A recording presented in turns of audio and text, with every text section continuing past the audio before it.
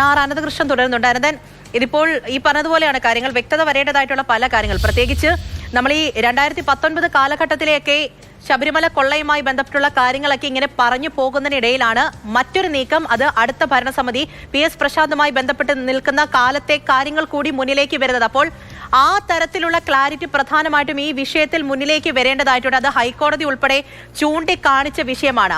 ആ ഒരു ഘട്ടത്തിലെ നീക്കങ്ങൾ എങ്ങനെയായിരുന്നു അന്വേഷണ സംഘം മുന്നിലേക്ക് പോയത്? ഇപ്പോൾ PS പ്രശാന്തിന്റെ മൊഴിയെടുത്തു എന്ന് പറയുമ്പോൾ ആ സമയത്ത് അതുമായി ബന്ധപ്പെട്ട് നിൽക്കുന്ന രേഖകൾ ഉൾപ്പെടെ മുന്നിൽ ഉണ്ടായിരിക്കുമല്ലോ.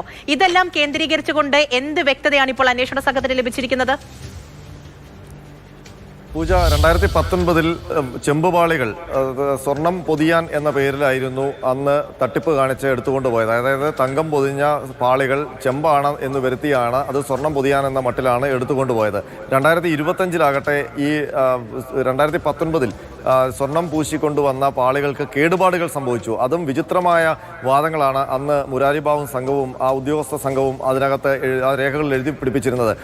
ഭക്തർ നാണയങ്ങളൊക്കെ എറിഞ്ഞ് ഈ ദ്വാരപാലക പാളികൾക്ക് കേടുപാടുകൾ സംഭവിച്ചു.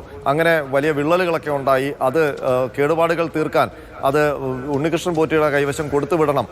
അത് സ്മാർട്ട് ക്രിയേഷൻസ് അവർക്ക് അതിൻ്റെ വാറണ്ടി നൽകിയിരിക്കുന്നത് ഉണ്ണികൃഷ്ണൻ പോറ്റിയുടെ പേരിലാണ് എന്നൊക്കെ പറഞ്ഞ് 40 വർഷത്തേക്ക് വാറണ്ടി ഉണ്ട് എന്നൊക്കെ പറഞ്ഞിട്ടാണ് വളരെ തന്ത്രപൂർവ്വം 2025 അത് PS പ്രശാന്തിൻ്റെ കാലത്താണ് ഈ പാളികൾ എടുത്തു കൊണ്ടുപോകുന്നത്.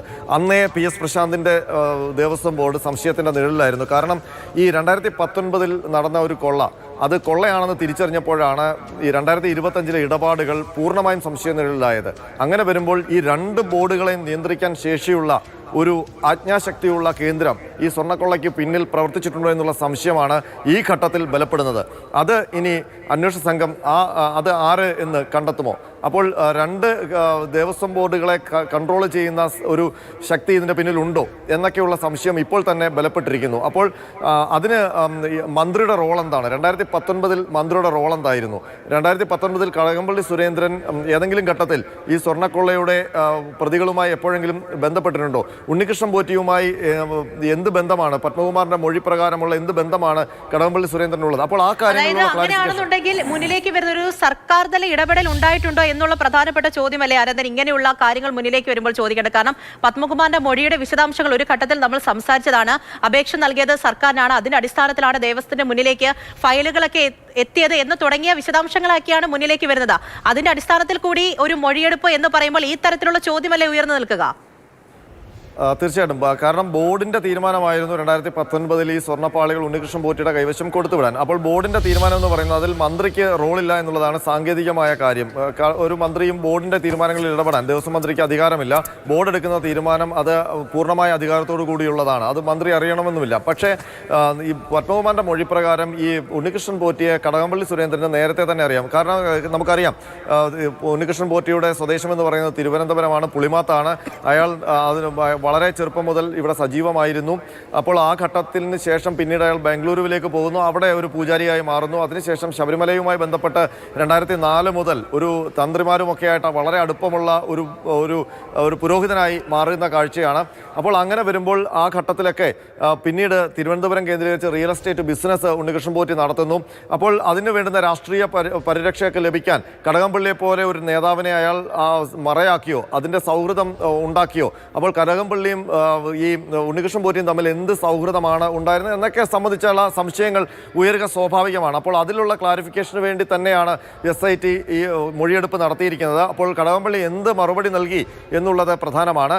ഏതായാലും ഇത് സംബന്ധിച്ച് കടകംപള്ളി സുരേന്ദ്രൻ്റെ ഒരു പ്രതികരണം കൂടി ഈ ഘട്ടത്തിൽ വരേണ്ടതുണ്ട്. കടകംപള്ളി സുരേന്ദ്രൻ്റെ 2 ഫോണും സ്വിച്ച് ഓഫ് ആണെന്നാണ് നമുക്ക് മനസ്സിലാക്കാൻ കഴിയുന്നത് ഈ ഘട്ടത്തിൽ. അതിനൊപ്പം തന്നെ SITയും ഇതിൽ ക്ലാരിഫിക്കേഷൻ വരുത്തേണ്ടതുണ്ട്. എന്തിനാണ് മുൻ മന്ത്രിയെ ചോദ്യം ചെയ്തത്, മൊഴിയെടുത്തത് എന്നുള്ളത് സംബന്ധിച്ച്. കാരണം സംസ്ഥാന രാഷ്ട്രീയത്തിലെ ഏറ്റവും പ്രബലനായ ഒരു നേതാവ്, CPMന്റെ പ്രബലനായ ഒരു നേതാവ്, തിരുവനന്തപുരത്തെ പ്രബലനായ നേതാവ്, മുൻ മന്ത്രി, ഇങ്ങനെയുള്ള ഒരു ഐഡന്റിറ്റി ഉള്ള ഒരു മനുഷ്യനെയാണ് SIT ശബരിമല സ്വർണ്ണക്കൊള്ള കേസുമായി ബന്ധപ്പെട്ട് മൊഴിയെടുപ്പിനായി സമീപിച്ചത്. അപ്പോൾ എന്താണ് അദ്ദേഹത്തിൻ്റെ പേരിലുള്ള ഈ സംശയം?